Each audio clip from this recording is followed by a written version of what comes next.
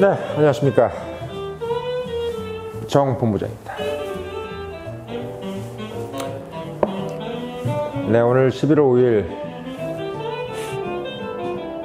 토요일 오후 2시입니다. 날씨 참 좋아요. 네. 저희 뉴스룸의 그 본부장 자리라서 그런지 아주 좋습니다.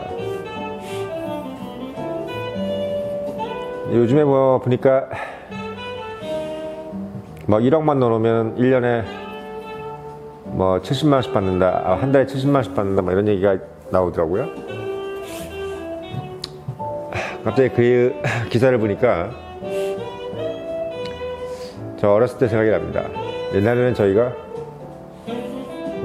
1억을 넣으면 은행에서 100만원이 나온다고 했었어요, 어렸을 때. 1억을 은행에 넣으면 월 100만원씩이 나온다, 그런 시절이 있었습니다. 제 기억으로는 고등학교 때였던 것 같아요. 80년대죠.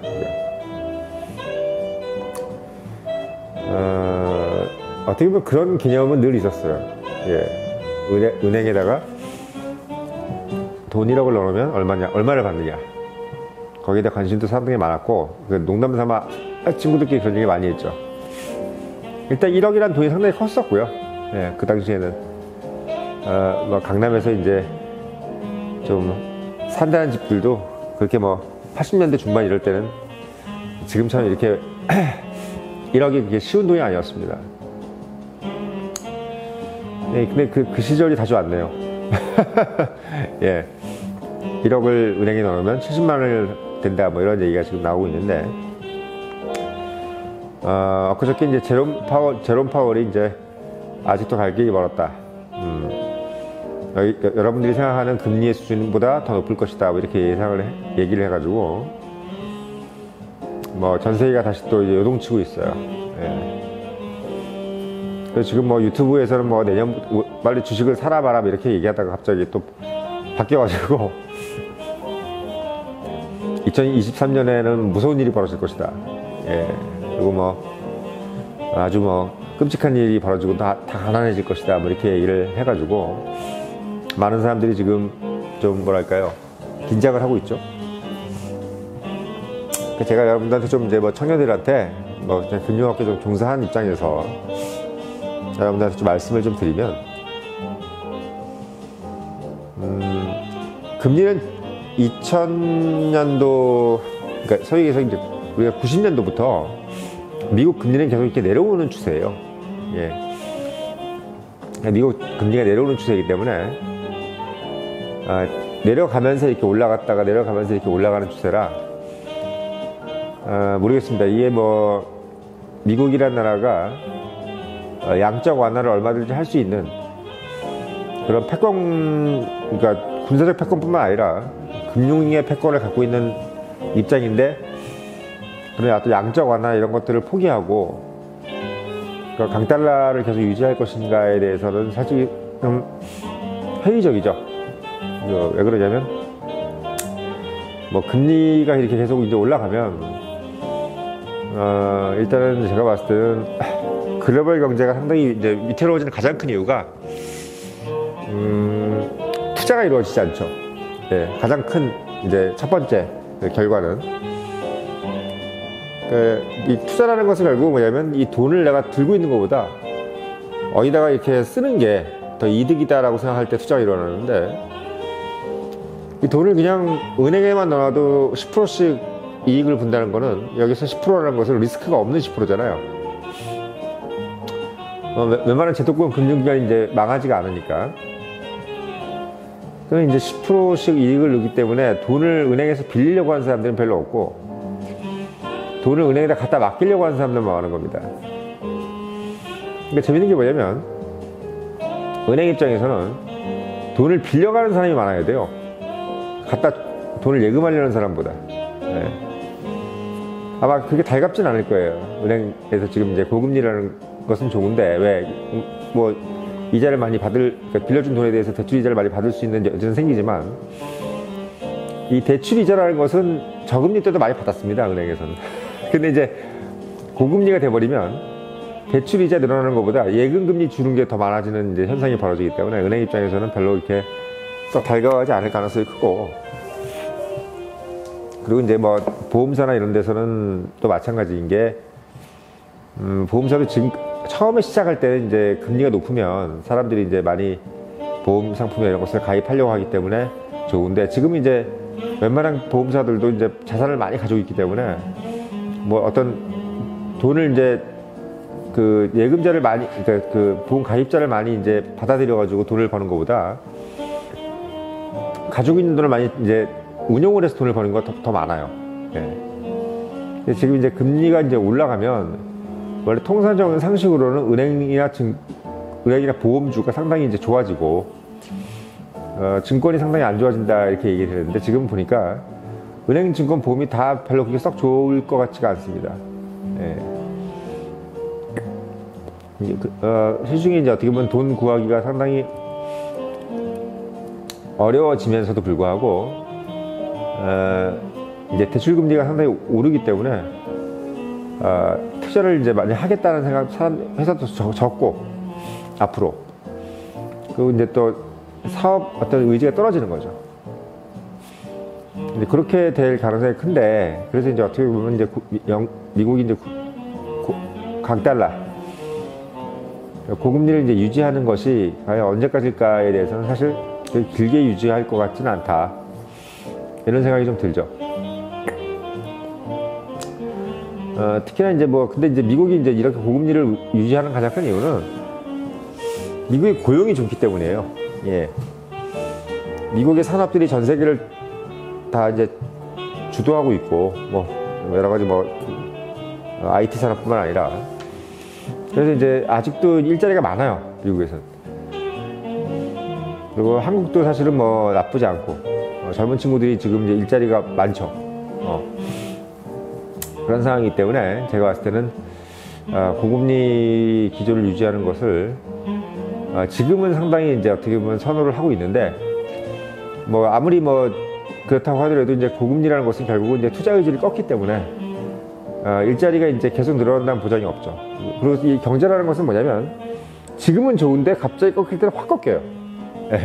그러니까 올라갈 때 확 올라가는 것처럼 꺾일 때도 확 꺾이기 때문에, 지금은 별 느낌이 없다 그러다가 갑자기 확 내려가는 수가 있고, 이런 경우가 다반사입니다. 그래서 제가 봤을 때는 미국 연준에서 지금 이렇게 상당히 큰 뻥카를 치는 이유가, 아직도 이제 그 지출이, 그 소비가 아직 꺾이질 않고 인플레이션이 지금 잡히지가 않으니까 자꾸 저렇게 이제 강한 발언을 하는 겁니다. 이게 미국 인플레이션을 얘기하는 거예요. 한국 인플레이션이 아니라. 미국이 지금 뭐 13%까지, 뭐 주에 따라 틀리지만 뭐 중서부 같은 경우는 뭐 12, 13%까지 이제 인플레이션이 나온다고 하는데, 대단한 거죠. 아무튼 뭐 좋게 얘기하면 사실 뭐 되게 풍요로운 거예요. 인플레이션이 많은 건 이제 중산층이라든지 밑에 서민층은 힘들지만, 자산 가진 이제 이런 사람들한테는 나쁠 게 없어요. 예, 뭐 돈을 비싸게 받으니까, 예. 뭐 비싸도 사니까, 예, 이렇게 되는 거죠. 그래서 제가 생각할 때는 지금 이제 2023년이 상당히 이제 힘들 것이다, 또는 뭐 거의 대폭락이 있을 것이다, 이렇게 자꾸 얘기를 해서 사람들이 내년에는 뭐 아무 기대를 안 한다, 이렇게 얘기를 하는데, 제가 생각할 때는 2023년이 아마 부자가 될 기회가 아니겠나라는 생각이 듭니다. 예. 2023년에 뭔가를 해야 이후에 이제 뭔가의 어떤 지금의 있는 여러분들의 포지션을 달리할 수 있는 그런 게 생기는 것이고, 그래서 여러분들께서 이제 청년분들께서 2023년에 현금을 많이 좀 확보를 하고, 그래서 2023년에 뭔가 어떤 자산을 좀 사는 것이 제가 봤을 때는 상당히 좋고, 2024년쯤 됐을 때 늦어요. 예, 늦습니다. 2023년을 기다리셔서 타이밍을 봐야 되지 않는가라는 생각이 좀 들어요. 그래서 돈을 버는 기회는 그러니까 2024년에 돈을 벌게 될 거예요. 하지만 실제로 2024년에 돈을 벌지만 2024년에 돈을 벌기 위해서는 2023년부터 준비를 해야 된다. 내년부터 준비를 해야 된다. 이게 이제 제가 생각하는 거예요. 그래서 이거는 뭐 그냥 제가 그냥 뭐 똑똑해서 그런 말씀을 드리는 게 아니라 벌써 이제 뭐 97년도 IMF 때도 받고 2001년도 닷컴 버블 때도 받고 2002년도 카드 대란 때도 받고 2008년도 금융위기 때도 받고 2014년도 또 뭐 미중 무역 전쟁도 받기 때문에 뭐 2017년도 뭐 늘 비슷한 사이클입니다. 예, 뭐 맨날 그렇게 요란법석을 떨고 뭐 지금이 최고 뭐 그런 것 같이 보이지만 결국은 비슷한 사이클이에요. 그리고 지금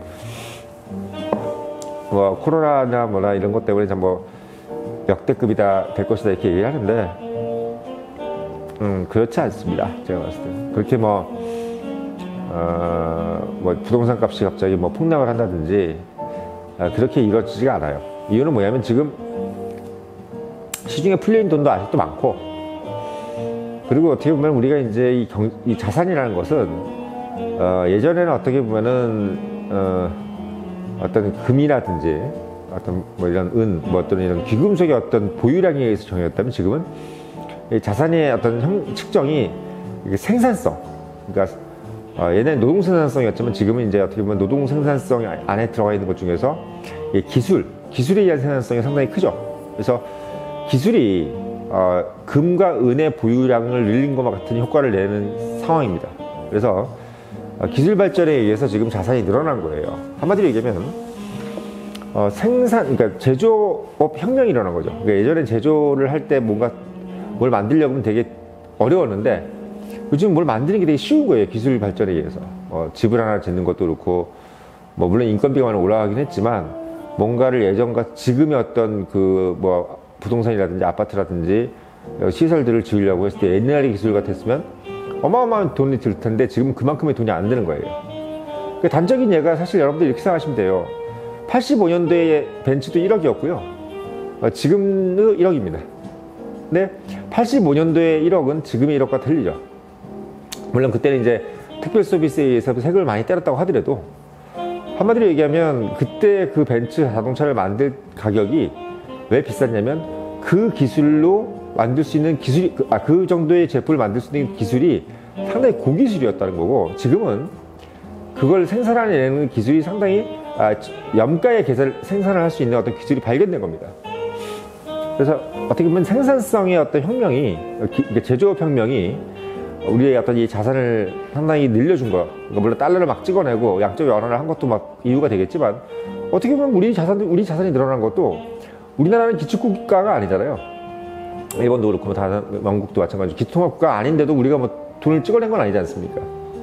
미국이 찍어낸 거죠. 근데 이제 미국은 돈을 찍어냈기 때문에 그들의 인플레이션을 감당을 못해서 저러고 있는 거지만, 우리는 돈을 찍어내서 지금 자산이 있는 게 아니에요.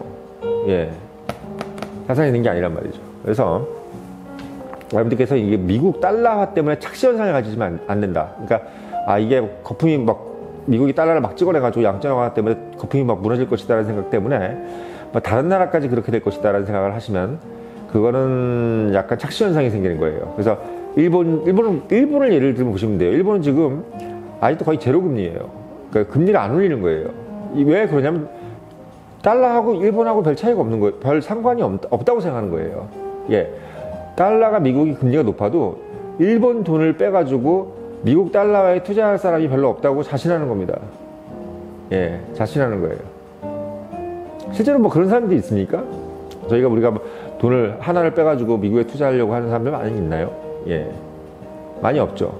예, 그런 개념이에요. 그래서 여러분들께서 그 자산의 어떤 거품에 폭락이 되고 집이 폭락이 되고 뭐든 자산이 내년에 거지가 된다 이런 얘기들 믿지 마세요. 그런 것들은 있어 본 적도 없고 지금까지 그런 것들을 본 적도 없습니다. 예, 그래서 내년도에 어떤 2024년도에 어떤 큰 불을 4년부터 이루어지는 불을 거머쥐려면 너무 위축되는 마인드를 가지시면 안 되고 2023년도에 여러 가지를 국리라서 준비하고 어떤 사업을 한다든지, 그리고 지금 여러 가지 일어날 수 있는 산업들, 이런 위축되어 있는 경기 안에서도 그런 일어날 수 있는 산업들을 보셔가지고 IT라든지 SNS를 통해서 마케팅이라든지 이런 것을 통해서 알 수 있는 것들을 유심히 보셔서 여러분들께서 돈을 더 크게 벌 생각을 해야지 이렇게 위축되거나 뭐 이럴 때는 뭐 태풍이 오니까 피해가야 된다 이런 마인드를 자꾸 옆에서 얘기를 하는데 제가 맞지 않다고 봅니다. 여러분들께서 그 말씀을 꼭 좀 드리고 싶어서 제가 오늘 토요일 날 이렇게 한 말씀 드리는 겁니다.